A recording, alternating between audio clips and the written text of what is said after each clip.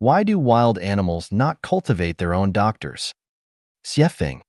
Translation edited by Chinyo. Humans meticulously care for themselves, always fretting over and preparing for unforeseen future events, being precautious and preventative. Contemplating the future and taking precautions isn't inherently wrong, but the question remains. Are we devoting too much time, energy, and resources to the future?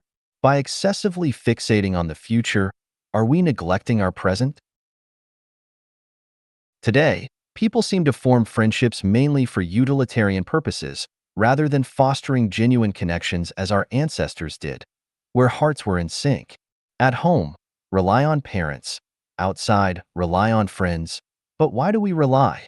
We cloak our true intentions, compromising and pandering to friends, just to safeguard against unforeseeable future events, leaning on them, correct? Despite forced smiles, reluctant engagements, and considerable reluctance, we still go out of our way to garner support for others. Are we still being true to ourselves? How much of our time is squandered on fruitless pursuits? Why do we engage in this behavior? Is it all in anticipation of the unforeseeable future? We install security doors, set up alarms, erect fences, hang electric wires, manufacture weapons, construct hospitals, and purchase insurance. As humanity progresses, it appears the less secure we feel. Why is this?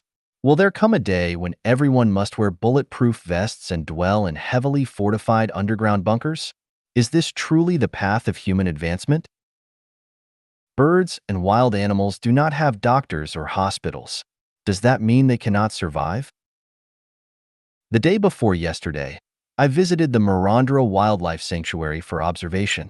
A large elephant mingled among a group of water buffaloes.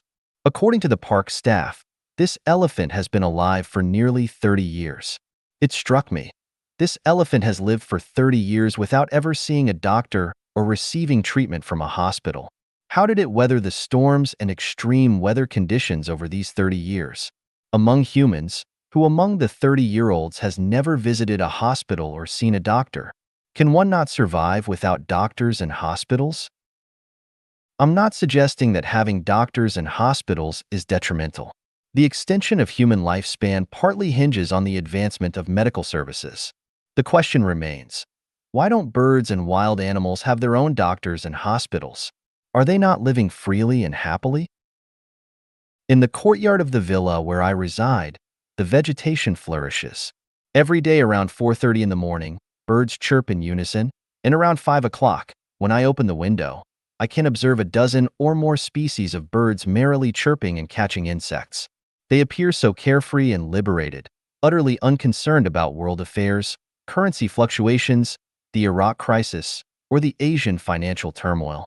I wonder, should humans take a cue from birds?